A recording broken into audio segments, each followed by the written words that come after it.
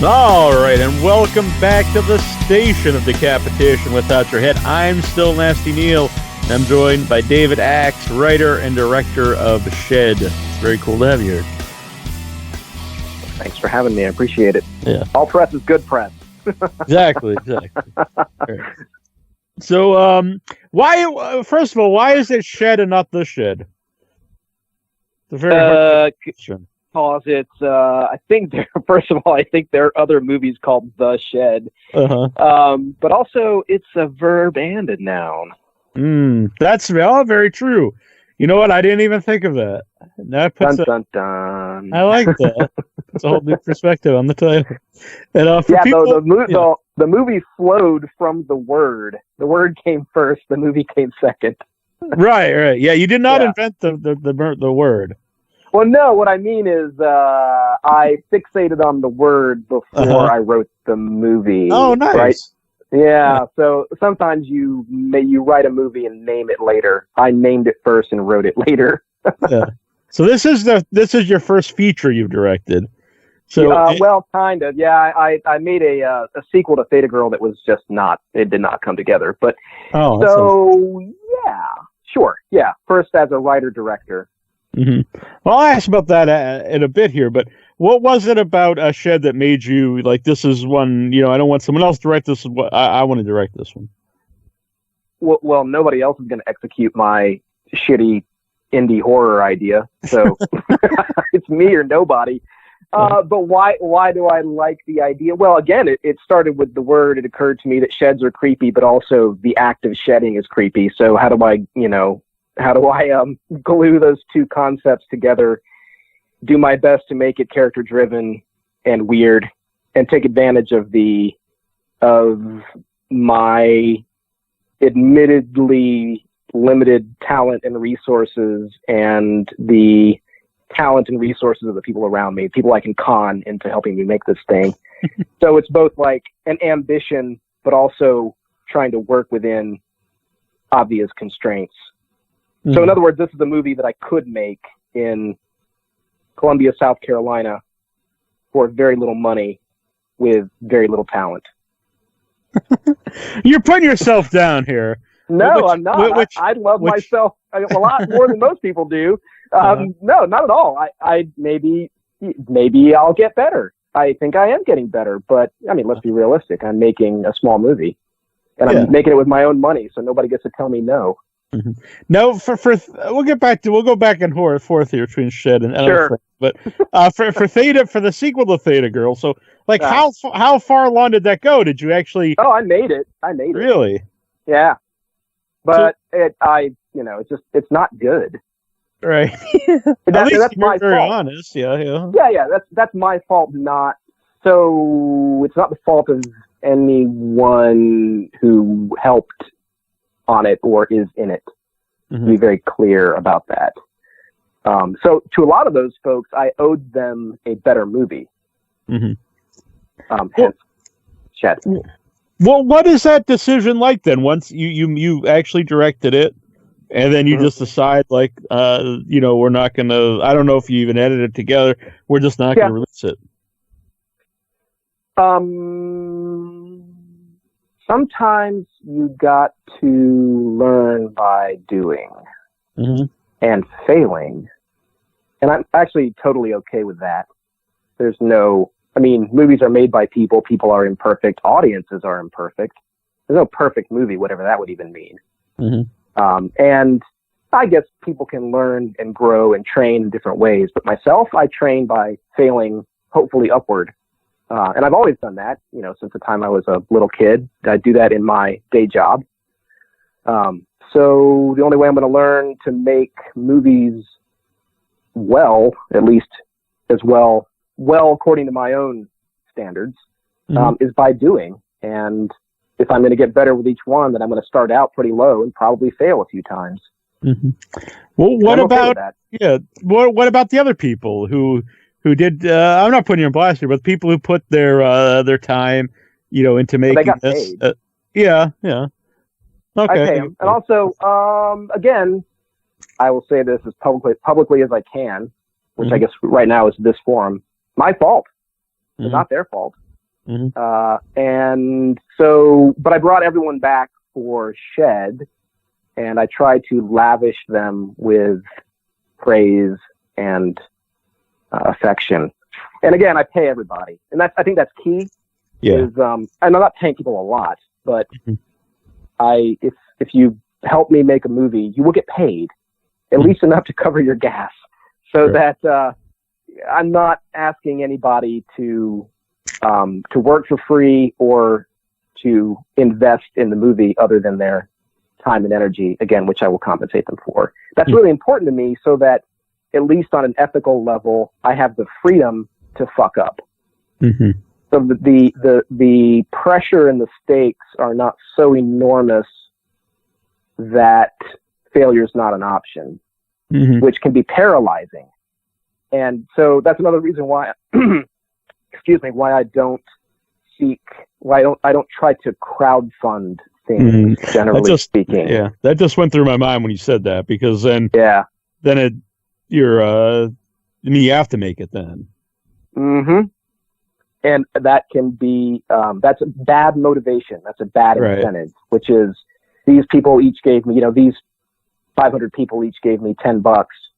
Now I've got to make a movie, whether I'm capable of it or whether the material's there or not. So, so where I am right now, I prefer to spend my own money, assume the financial risk, most of it. I do have a couple people who chip in a little bit of money, but they know what they're getting into. So I prefer to assume the risk myself and to try to assume the responsibility for failure myself as well, until which point, as I'm better at this and can guarantee a moral and financial return on somebody else's investment. Right. So you're talking about the movie here and saying it's very low budget and stuff, and much money, but I thought it looks good. It's shot well. The gore I think is very good, and the score is very good. I really like the music in the movie. Yeah, so we are blessed with an abundance of talent in a lot of ways. I mean, sort of across the board for a town as small as Columbia, South Carolina, and as far removed from quote unquote Hollywood. But yeah, I would particularly highlight our composers, not all of whom are in South Carolina, but Gage Santiago, who's actually also in Shed as Gage, and then also Mario McLean, who's a Columbia musician, and Don Crescendo, Columbia musician, and then a guy, Matt Akers, who's up in Detroit. Fantastic, all of them. I don't deserve any of them. Again, they got paid, but not nearly as much as they deserve. I hope they're not listening to this. And they're fantastic. But also, I'm a big believer in score-driven, in this case, horror, just because I enjoy movies that are score-driven, because I like music so much, and it can be a really powerful tool for building tension. And you can watch a movie for the music. Hell, a really well done movie, you could just close your eyes and listen to it. Yeah, there's always famous story with the original Halloween was they watched without the score and they didn't think anything of the movie. Then when the score was added, it became what we know as Halloween. Yeah, I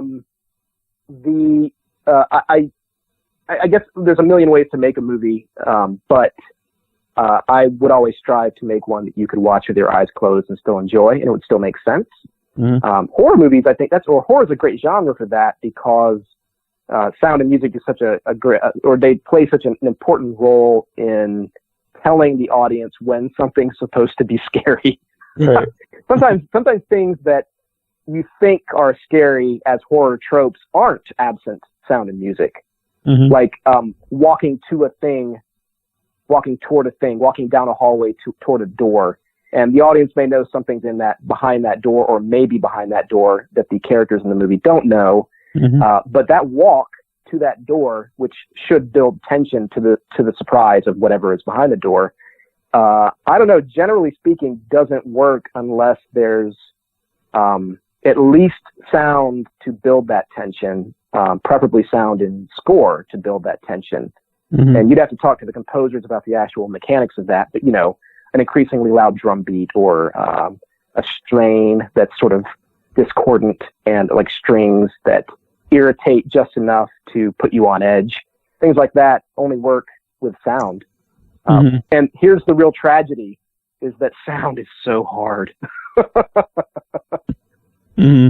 So yeah, you get the composers, but you seem to know, why certain things work. So, like, I assume you're like you're a student of horror movies. Sure. Yeah. Yeah. But I would just say movies. Right. I'm not making horror movies because I only want to make horror movies. I'm Mm-hmm. making horror movies. I do like horror movies, but I like lots of genres. I'm making them because the genre is amenable to learning, training, and making very cheap movies. Mm-hmm. Horror movies are forgiving in ways that other genres aren't. Mm-hmm. And horror audiences are forgiving in ways that other audiences aren't. Mm-hmm. So, you can hang a decent horror movie, and I'm not downplaying the importance of script by any means, but I mean, with a decent script, you can hang a pretty successful B horror movie on a handful of really well executed effects, Mm-hmm. which are not themselves terribly expensive. Mm-hmm. And if you surround them with a movie that knows what it is and that can elevate those effects, then there you go. You've made a pretty good movie for not a lot of money. Whereas, if I were trying to make a prestige drama, for example, Mm-hmm. First of all, my skills as a filmmaker would have to be top notch. And my performers also would be the center of the thing. And they would have to be excellent. And I can't afford people who are, world-class full-time actors. So I can't make that kind of movie. Whereas I can make a movie about skin-stealing monsters where I'm just spraying a bunch of fake blood all over the screen. Mm-hmm. Right. And because there's not even like a term for like a B movie drama. Right. What would that even be? Right. Like no one's like, I'm a big fan of B movie dramas or even like B movie like romantic comedies or something. It just doesn't exist. Yeah, I guess you can make a really cheap comedy, but you're still going to have to be pretty high concept, where Right. the concept, which can be cheap or free, helps carry along the movie where you fail on a technical level or a performance level.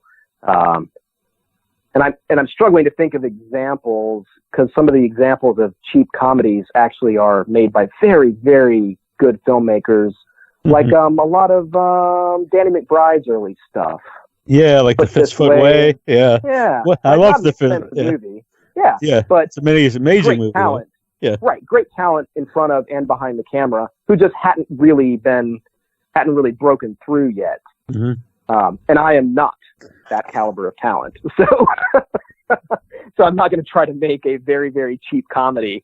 There are other genres I can work in with my skills and my resources, but horror is definitely the main one. Mm-hmm. Yeah, I myself same way. I love. I grew up watching all kinds of movies. Just happened to do a show about horror movies, particularly, but it's not just anything that I enjoy. I like. Let's see. That seems kind of a stupid statement, but that's the way it is. I really like to watch people struggle. I like to watch a movie that clearly was hard to make, where the filmmakers are exceeding their talent and resources, and sometimes spectacularly failing. I having done this a few times, acutely appreciate how hard making any movie, short or feature, how hard that is. And I tend, using a certain definition of the word bad, I would say there are no bad movies. There are just complete ones and incomplete ones. If you finish your movie and it is somehow available for someone to see, you've done a great job. Because that shit's hard. But some of my favorite movies, some of the movies I enjoy watching the most are not good in the sense that they're going to appeal to a lot of people, or that they're highly rewatchable, or that everyone involved is talented. But they sure are fun to watch as examples of filmmaking. So a great example would be, now what's it called? Dangerous Men, John S. Rad. I've not seen that. Oh, man. So John S. Rad, an immigrant from Iran to the United States back in the 70s, came over with a bunch of concrete industry money, I think. Mm-hmm. And his lifelong ambition was to make a movie. And he did. He wrote it. He scored it. He wrote it. He directed it. He scored it. He edited it. And he did so with his own money, lots of it apparently, over more than 20 years, just sort of as his time and resources and probably psychological well-being allowed him, he chipped away at it. So it's this movie, as you're watching it, it necessarily evolves. It goes from being a sort of gritty urban revenge flick set in just like a 1970s, some kind of urban environment in the 70s, New York or something, to being a glossy late 80s cop action drama with a couple twists in the middle, because the guy made it for over a period of decades. People left. His training, his skills and his sensibilities changed. His equipment changed. So he just sort of slowly cobbled this thing together over decades. And it's indescribely weird by, for that reason. And it's not good. And also poor John S. Rad died before it got released. That's very sad. He wanted millions of dollars. He wanted some distributor to pay him millions of dollars for it, which was never going to happen. And finally he died, and I think his family wised up and said, we can get something for this. So it is available. You can buy it. I've seen it theatrically in like midnight shows. And it's a lot of fun, super weird, not good. Why are we talking about this? I'm not really sure, but it was interesting. There are no bad movies. There are no bad movies. Yeah. Just complete and incomplete ones. And that guy's one of my filmmaking heroes, because he's not super talented, but perseverant. Right. And that might be the most important quality for an independent filmmaker, is perseverance. Yeah. So besides John S. Rad, who are some of the people or some of the movies that not only that made you a movie fan, but made you decide I want to try to do this? Yeah. Okay. So right now I'm on kind of a big Yorgos Lanthimos kick. Dogtooth, Lobster, The Favorite. Those weird, what would you call them? Dramas, I guess. I believe so. Yeah. Sometimes things don't even fit into a genre. Yeah, and then always Jeremy Saulnier, Green Room, Hold the Dark, Blue Ruin. You know his stuff, right? Yeah, because he makes just incredibly taut, well-written, efficient, economical thrillers that are scarier than any horror movie. Because they're so real seeming, and the characters are so strong. And he does violence like nobody else, because all the violence has weight and implications, right? It's not just a murder fest. Every act of violence, every death really means something in every one of his movies. I love that. And I even like the ones of his that you might argue are failures, like his Netflix movie, Hold the Dark. Super weird movie. Kind of hard to follow, because it's definitely working on several levels as metaphor, but also literally as a story, and trying to figure out what in that movie is supposed to be real and what is just subtext can be kind of tricky. Yeah. And I benefited from watching it and then reading a bunch about it so that I finally understood it. And once I understood it, I liked it more. I only saw it once. I can't say I was a big fan, but maybe it would be something I would like to watch again, because I do remember it, and there was a lot of visuals that were interesting. But I wouldn't say I really enjoyed watching it. Yeah, and I won't spoil it for any listeners who haven't seen it, but let me ask you a question about that movie. Do you think there was anything supernatural going on in it? Interesting. Yeah, definitely. Okay, because I would argue that there isn't. Okay. There's nothing supernatural in that movie. All the things that appear to be supernatural are insinuation that result from the directors and the DP's choices, like how they put images side by side, and the sort of the art design, costume design, and then just sort of the tone of the whole thing has a creepy supernatural edge. But I strongly believe there's nothing actually supernatural in the story. Interesting. And once you view it through that lens, it means something different. So on a technical level, I think it's a fantastic achievement. But man, does that movie ask the audience to do a lot of work. Right. Yeah, it was one, and it was I was probably kind of maybe doing something on my computer watch, which it honestly is not a good way to watch any movie. That's why I do like to watch a movie at the theater when possible, because then you can't escape the movie. It's there in front of you. But like anyone, I get sidetracked, and it hurts your enjoyment of anything, and especially something you should really follow. But really, any movie. Yeah, I watched a lot of Game of Thrones on my phone, and so I had a very different experience from a lot of people, and so like people were really bitching about that big battle with the White Walkers because they couldn't see it. And I was watching it on my phone. I was like, well, of course you couldn't see it. The screen was so small. Oh, wait. You were watching it on your phone. You have totally different expectations. Yeah. I loved the last season of Game of Thrones. I was very shocked, but it would be weird because I'd watch some episodes and I thought, wow, that was like maybe the most epic episode of any television, or it's up there anyway. And then I'd go online and everyone's like, that's the worst episode ever made. And I was just like, what? Oh God, audiences are so spoiled. It's this crazy, submersive, magical story with dragons and battles and all these. What more do you want? Yeah, but saw people like it's anticlimactic, and I was like, I don't know how.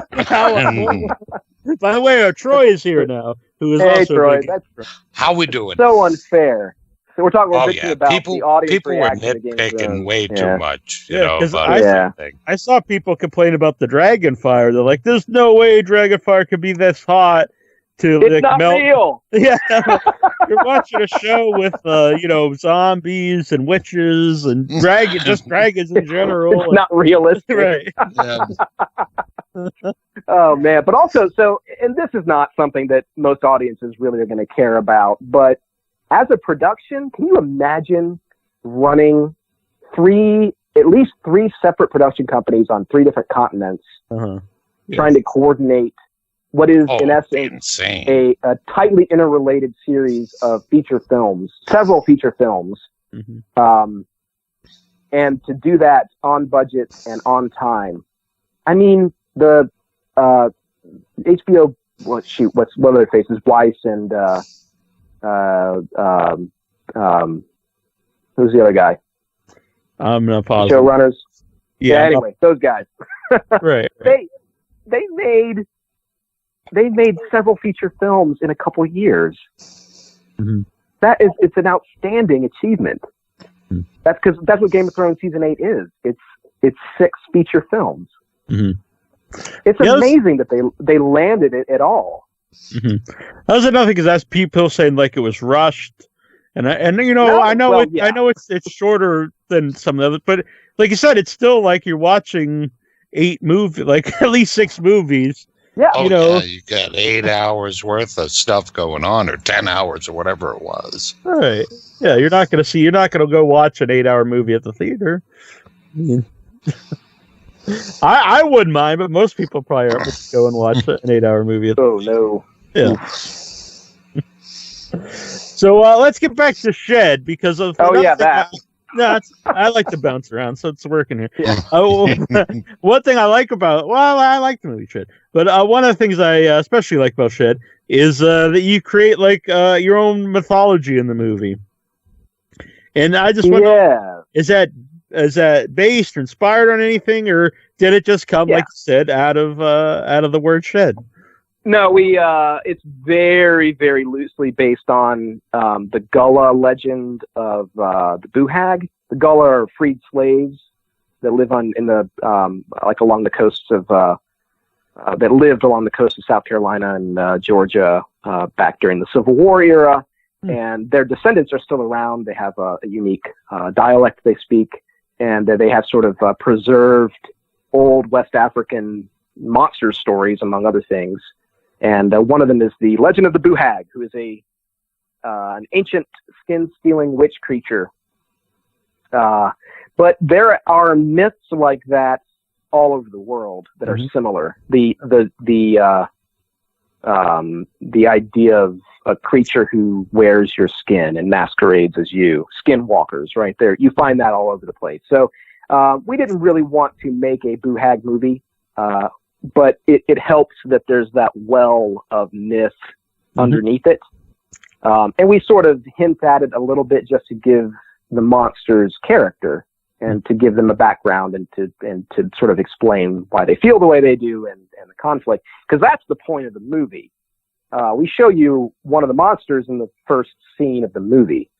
There's never a mystery whether there are monsters or not. Yes, there are monsters. There are monsters in Shed. They're there in the first scene. The point of the movie, I think, as the guy who made it, I think the point of the movie is to create sympathy for the monsters. And that's what really interests me. I didn't want to make just another fake blood-soaked cabin in the woods style movie. I enjoy those when they're well done. But since I can't elevate that concept by virtue of resources or my talent, then I had to try to do something different on a story level. And the thing I wanted to do different on the story level was, rather than there being clear good and bad guys in the movie, there are just two camps that increasingly overlap, and everybody wants something, and it kind of makes sense what everybody wants, monsters and humans, and some of them meet in the middle. So if I've done my job well, at least some of the monsters are pretty sympathetic. Yeah. I personally always like that in the movie, where if it's a villain or a monster, whatever it is, if there's in their mind they're doing what's right, or really it's just out of survival, which that's more what this movie is. Really, both species are trying to preserve themselves and survive. Right. Yeah, but they're also in Shed. They're not just trying to survive. They're trying to love. They're trying to be in relationships and figure out. And I'm maybe getting a bit pretentious for an 82-minute monster movie, but there are all these couples and thruples in the movie who are working out what it means to be in that relationship. And in the case of the monsters, who are, as they say themselves in the movie, an endangered species, who have a hard time explaining themselves to the people they necessarily must occasionally hurt. Part of being in a relationship means occasionally going to war. And, in the case of the monsters in Shed, one of them is okay doing that and the other one's not. So they have to sort of fight over what it means to be in this relationship. But people ask me what the movie's about, and my stock answer is it's a indie horror with skin-stealing monsters, but really it's about love. It's not a prestigious meditation on the definition of love. It's a blood-soaked monster movie. But I hope that the monsters and the humans at least posit some interesting idea about what love means. Yeah. No, it definitely does. And I dug it. And so, just the effects themselves, I thought were really done well, and the blood and everything. So who was in charge of the effects? Yeah, two people primarily on set, Lisa Ashworth, who was our makeup head, and Brandon McKeever, who did effects, practical effects, and they kind of overlap. So the full monster rig would be an actor in their underwear with nearly full body makeup, and that would be Lisa's purview. But then to take skin off and put it back on, we have to wedge them into a latex skin suit, actually a latex and spandex skin suit, and then, squeeze them out of it and put them back in it, which requires, for practical purposes and also for the effect itself, a lot of slime. And then you have to combine that with all the requisite blood that should go along with doffing and donning a skin suit. So Brandon handled the latex and spandex for the most part. Lisa handled the makeup for the most part, and worked together to pull off with the performers to pull off the effect. But pulling off that effect also requires you put the camera in the right place, you light it the right way, that your set helps facilitate the effect. And then, of course, there's a whole problem of how you edit that effect, and most importantly, in post, what you do with sound and music to emphasize the effect. So it's a huge team effort, but Lisa and Brandon drove that effort, and they did so with very little money, and they had to adapt very quickly. While we of course planned all of our shoots and all of our shots in advance, so people knew in concept what we would be doing on a given day and could prepare for that weeks or months in advance. Everything was always in flux. Things could always go wrong. Actors wouldn't show up. We got hit by a hurricane. The weather might get bad, which would force you to change things very quickly. And so, Lisa and Brandon could show up for a shoot not really knowing what they'd have to be doing that day.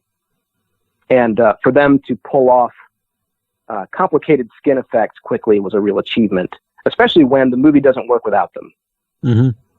No, the shedding, the skinning, all that stuff, it looks really cool, and even the blood itself, it looks very good. So sometimes I could take you out of a movie if the blood itself isn't very realistic looking, or even what our mind would be realistic looking. Yeah, and it's probably not realistic. I've never spilled that much of my own real blood. To know I have, that's what it really. Yeah, okay, great.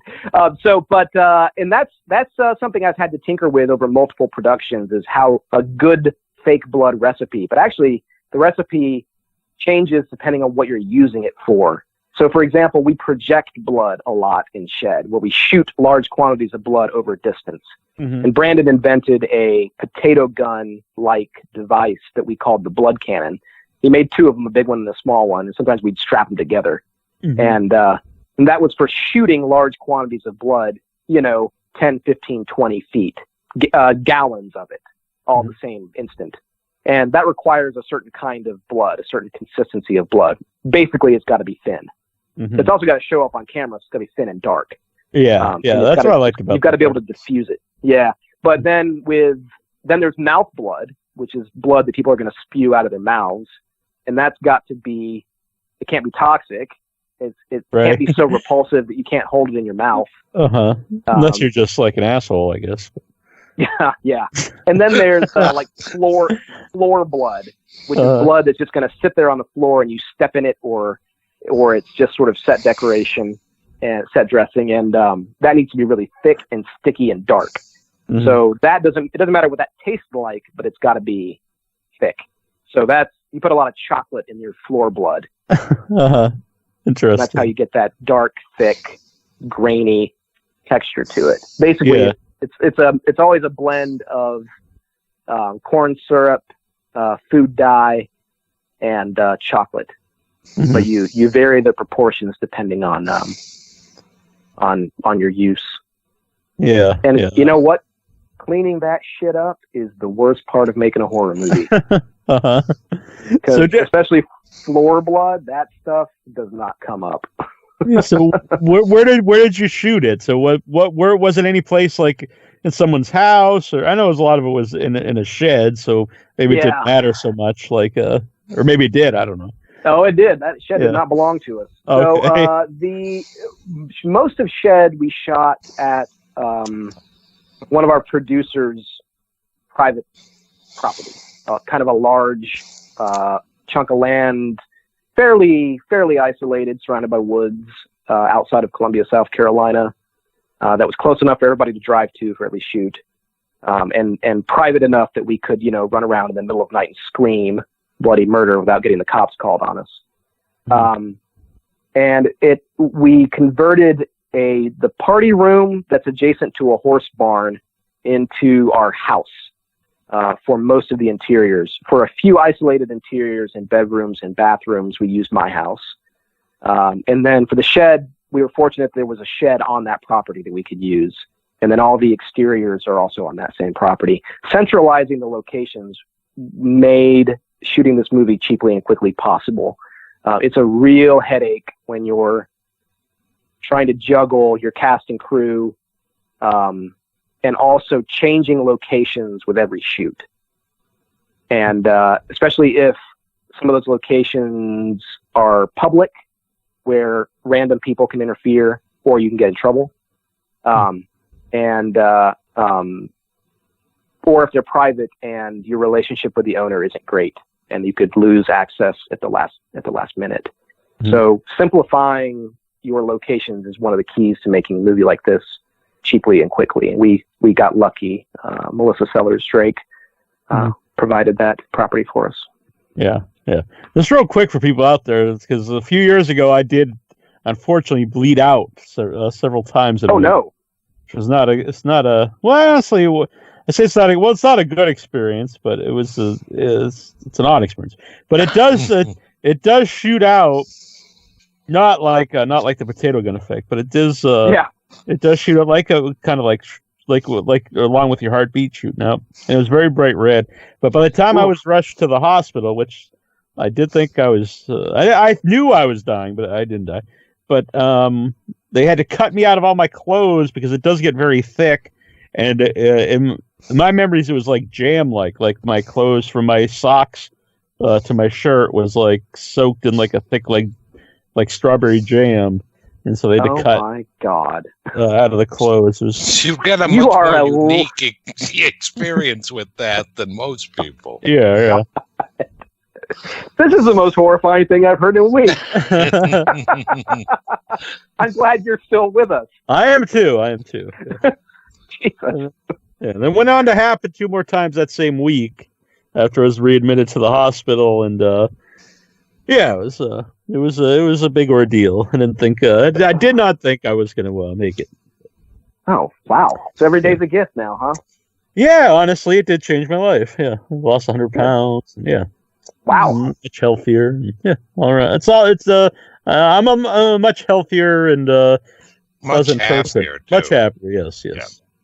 Because it does honestly change your life. You think, while I'm here, I'm going to enjoy myself and do things I want to do and be around people I enjoy being around, because you never know when you won't be. So not to get serious, but important lesson. No, please get serious. It's fine. Yeah. And also, it was interesting because a lot of people do think I was panicking when it's happening, but it was a really unusual experience. Everyone around me was panicking, just like you see in the movie there. And the EMTs are telling me, stay with me. And I was very peaceful. I honestly accepted the fact that I was dying, because I did think anyone could lose this much blood. And I did not panic at all. I actually felt warm and comfortable and just like peaceful that this was it. Afterwards, some people told me that's endorphins in your brain that come out during that experience. So I don't know, but it wasn't. It didn't affect me the way I thought it would if I thought something like that would happen. Wow. Yeah, because I would imagine that would be pretty terrifying. That's what I would think. Mm-hmm. Yeah. So, but anyway, back to shit. No, it's okay. So you mentioned that a lot of the cast were in the sequel to Theta Girl. It didn't happen. Yeah. So were they people you knew then, even before that other movie? Yeah, I mean the filmmaking community in Columbia, South Carolina, ain't huge. So all of us, there are maybe 4 or 5 people in Columbia who are popping out indie movies every few years. But we're all kind of drawing, in as much as we're using local casts, we're all drawing from the same small pool. Really, it's like 20, 30 people who are kind of down to make indie movies. So like Chris Bickle, who directed Theta Girl, is making a movie called Bad Girls in the fall. And he graciously is scheduling his for after I'm done shooting my next movie, which we're also shooting late summer, early fall. So we have to do that because our casts overlap. So we can't, this town can't support two simultaneous indie productions. Yeah. I like that though. How do you guys all how do you all get together? Like, how do you all meet each other? How do I meet actors? Yeah. Since you're all working on each other, kind of like you're working on each other's projects. So yeah. Like, how did you come to know each other, I guess? Small town. Uh-huh. Honestly, I don't remember how I met many of these people. Some of them I drink with. Some are friends of friends. Some are involved in the local theater community, so I've seen them on stage. Some just have day jobs and like to dabble in short films or features, and so I've maybe have seen them in something else. Mm-hmm. Friends of friends, friends of previous cast. It's all about, networking and kind of getting out and meeting people and doing stuff in town. Yeah. And I'll tell you what doesn't work: casting calls. Uh-huh. Yeah, those are a disaster. Because I had to do a casting call for just a couple small parts in the movie I'm shooting in the fall, and we had an actual street person, God bless him, wander in, say, "What are you guys doing?" And we said, "We're casting a movie." He's like, "Okay, I'll try out." A lot of this was sort of unbeknownst to me. It was the people kind of corralling the crowd to. So, when you have a casting call in Columbia, South Carolina, you might end up accidentally casting some homeless people who aren't totally clear that you're trying to make a movie. Right. Interesting. But then you're also drawing potential cast from Atlanta and Charlotte and Savannah, bigger cities that have actual Hollywood productions, and so can sustain professional cast and crew. And a lot of them often are looking for work, but they would have to drive, 2-3 hours to every shoot and then 2-3 hours back. And many of them think they want to do that until the reality of that round trip settles in, and it just turns into grueling, especially when you've got back-to-back shoots on a weekend. Mm-hmm. And so it's really hard to cast in Columbia because to get people with a lot of experience, you have to ask a lot of them, and they're not going to get much in return.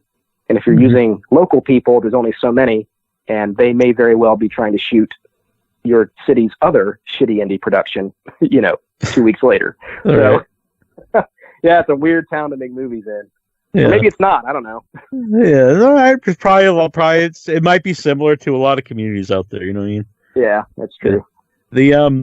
So what's your background in movie making? Like, when did you decide you want to do it, and like how did you get involved? Because I don't know, did you go to school for filmmaking, or was this you self-taught? Like, how do you pursue it? Sure. No, I did not go to school for this or for anything that I do. I went to school for medieval history, and then interesting. Yeah, and then and I'm a journalist by trade, but I did that without formal training. I just kind of did a lot of freelancing, would write whatever anybody needed, and drifted into kind of a news career, and that's still my day job. As for making movies, I wanted to be a screenwriter first, and I'm sort of in that typical Hollywood churn where, I've got, representation and all that, and I write screenplays for a couple producers, but nothing's been made, which is not unusual, and I'm certainly not making money. Mm-hmm. So it's really frustrating if you're a writer and what you really want is to make something, because you can just churn out scripts and pump them into the system. And by that, I mean the sort of traditional big budget Hollywood system. You can pump scripts into the system for years and see nothing on screen. Very, very frustrating. Mm-hmm. And what I want is to make stuff. I like the actual day-to-day struggle of dealing with people and equipment and nature. And so in the absence of somebody blessing one of my scripts with millions of dollars for traditional production. I just have to make stuff myself. And it kind of took me a few years to get to that point where I was tired of waiting. But also, I don't have any training in filmmaking. So I needed to either get desperate enough or confident enough and team up with the right people, because nobody makes a movie alone. Team up with the right people to go out and make something. And teaming up with Chris on Theta Girl was that first opportunity to do that. And we got really lucky on that one. A lot of stars aligned and people got behind it. So I got a taste of making things, and it was a great learning opportunity. And I think that right now I'm still very firmly in the learning curve phase of independent filmmaking. And I hope because like I said at the top of this conversation, I learned by doing. I learned my journalism trade by doing, and I'm going to learn filmmaking by doing. And I'm hoping that the movie I shoot in the fall won't be primarily a learning experience, but we'll see. Right. I just like a lot of the actors from Theta Girls also in shit. Yeah, we've got a few. Two of my spirit animals, Len Marini and Mike Amison. So like our grandmotherly and grandfatherly types are great actors and stabilizing influences on productions, and I will use them in every movie I ever make, as far as I'm concerned. Yeah.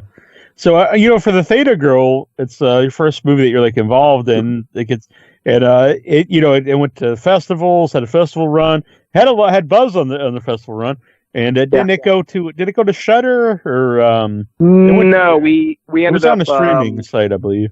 I'm not sure which one. Yeah, we just put it on Vimeo. Oh, okay. And made Blu-rays. We sort of partnered up with Film Threat for marketing, and that helped. But we essentially self-distributed it. Okay. And that was just a judgment call. I mean, we got offers from small distributors, but I'm sure every filmmaker you talk to talks about what it's like dealing with small distributors. Right. Yeah. So yeah, I think it did all right. It certainly played well at festivals, and a few thousand people have seen it, and some of them paid to see it, which was nice. So I'm certainly thrilled with the way it turned out. We got real lucky because not too many people quit. That's what really kills your indie production, is people quitting. And we didn't have too many quits on that one. Yeah. Yeah, I got to see it last year. It was actually the first film festival I went to, Buffalo Underground Film Festival last year. Oh, yeah, that's right. Which was a great experience, and it played there. People really dug it. So, it's not for everybody, but... No, neither were any of them. I mean, none of the movies that at Bust are for everybody, but it's cool, though, because the crowd are people like that are probably into movies that aren't for everybody. Yeah. Yeah, right. And I'm trying. So one of the handicaps of, and by that I mean like a golf handicap. Not that I'm a golfer. I don't know why I use that analogy, but one of the tricks to being a learning filmmaker, making a movie on your own dime or with crowdfunding, is you got to find ways to compensate for your weaknesses, and that can be by choice of genre. Or by simply writing something that's real weird, where the weirdness compensates for the fact that maybe you don't know what you're doing on when it comes to like photography or sound or whatever. And I think that so far, everything I've done is firmly in the weird category, and I'm looking forward to getting past that, where I don't have to lean on weird just to make a movie. If that makes sense. Yeah. So, well, explain that. What do you mean by that? I think I grasp that, but like, so well, weird might not even be the right word, but for example, like Theta Girl and Shed have tons of nudity in them, and I'm a big nudity. I don't necessarily like shooting nudity. It's not fun to shoot it, but it looks great on camera and it appeals to audiences, and it certainly fits with certain genres and certain tones. But I look forward to the day, and hopefully that'll be this fall, when I can shoot a movie that's interesting and has something to say, and that's successful and doesn't have any naked people in it. Right. Yeah, they're in a way. Mm-hmm. Yeah, because I guess there is the idea of if you're making a small budget movie, if it is weird or something, there's a certain audience that will watch it. Yeah, true. Yes, and also it's distracting because I mean, fundamentally, the goal of a movie from a filmmaker's perspective is to make something that isn't boring and that somebody sits through from beginning to end. On a certain level, if people can sit through your whole movie, if it holds their interest, then you have made a good movie. And one way to hold people's interest, one of the oldest ways to hold people's interest, is just to occasionally put a naked body on screen. But again, it's a crutch. There are other ways to do that, compelling characters, great performances, or sort of a combination of doing everything well can also hold people's attention, and it can do so without you having to ask your actors to take their clothes off. Yeah. I would assume that, like you said, that would be an awkward situation. Yeah, it depends. Some actors insist on taking their clothes off. All right, yeah. That's in my contract.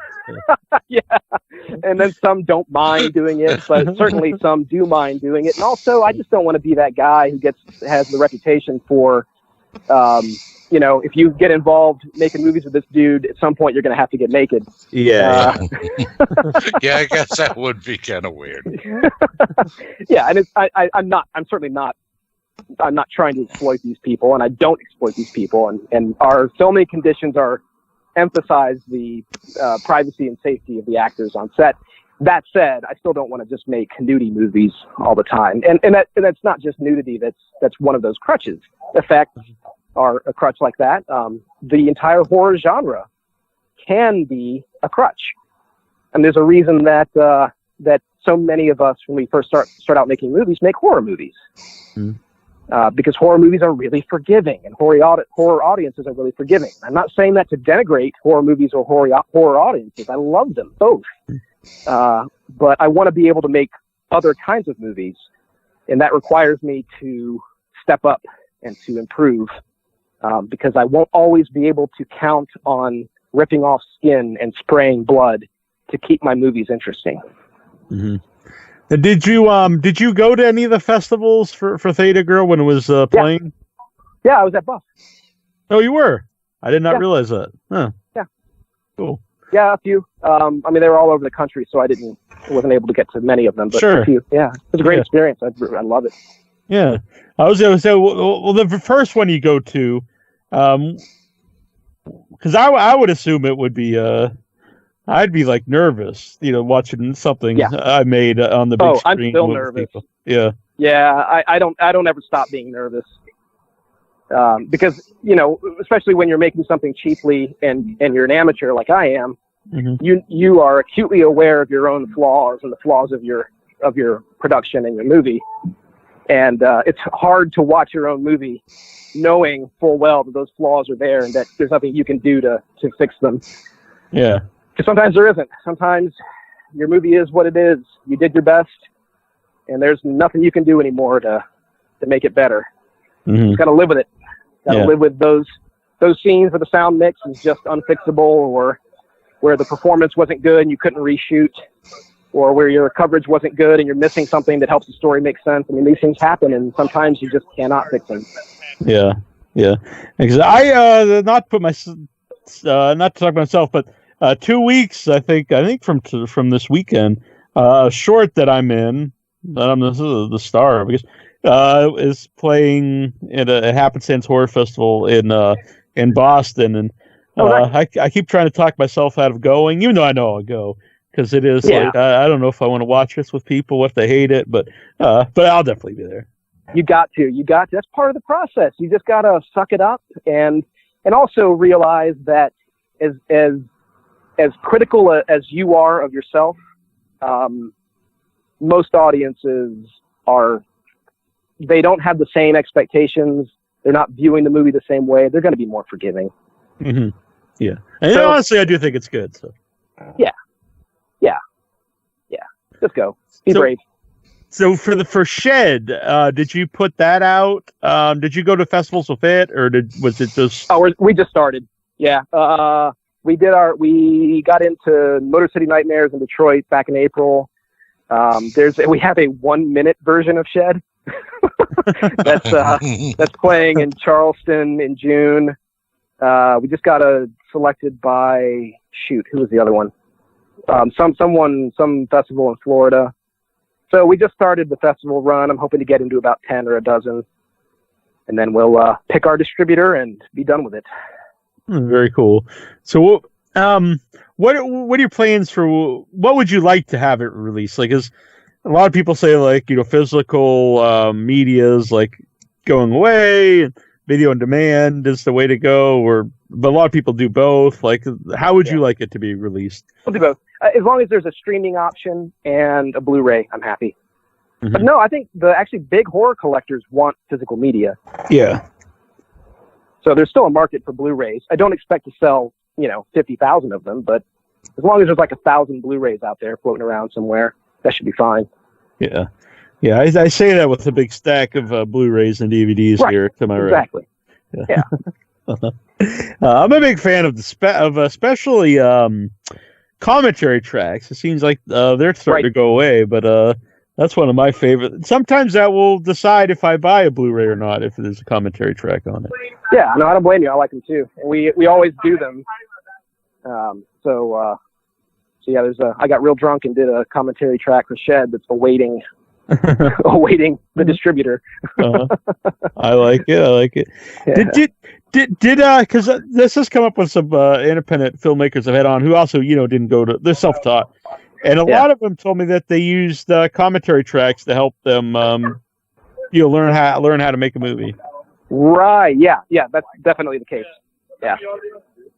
Sorry if I'm making a little bit of extra noise here. I'm walking around the sidewalk. No, definitely. Filmmakers who have the presence of mind and the sobriety to use commentary tracks as teaching tools are always very helpful. Mm-hmm. So even if it's just pointing out where scenes failed, where can you follow me? Is that what you're about to ask? Yeah, where can you follow you? Where can you follow the Shed? Or Shed, I'm sorry, not the Shed. Facebook's probably the best place right now. So look for David Axe. I'm easy to find, and look for Shed the movie on Facebook. We have a page, and since we're just starting our festival run, there's a good chance over the next 9 months that if you want to see it in theaters, there will be a festival somewhere in that 9-month span within 3 states of you. Right. It is. I recommend anyone to go because obviously we're listeners. I assume you like movies. Otherwise, I don't know. There's probably something wrong with you or something. But if you have a festival near you, even 3 states away, I would recommend going. It was a really great experience for me, and ever since then, I've been trying to do a bunch of them because it's enjoyable to watch the movies, for one thing, and then you get to see a lot of movies like a year before they come out, the Shudder or whatever. Or movies that may never come out. Yeah. And you also get to meet a lot of cool people, fellow horror movie fans or people making stuff. That's how the short came about. I met some directors, and they wanted to make the short with me, and it got made, and it's just a very cool experience. Yeah, I agree. Yeah, and I meant follow you, because you said you're walking on the sidewalk. I meant literally follow you down the road. But no, I know that. Please don't follow me on the sidewalk. Yeah. How can people stalk you if they feel the need? Right. Yeah, I promise you, my life is way less interesting than my movies are. That's probably a good idea. That's probably good. All right. Well, I appreciate coming on. It's been a lot of fun to talk to you, and I would like to. Yeah, no, thank you. On. Yeah. All right. Next time the next one comes out, I'll let you know. Feel free. Come on back. Sounds good. All right. Take care. Thank you. All right. Thanks. Bye.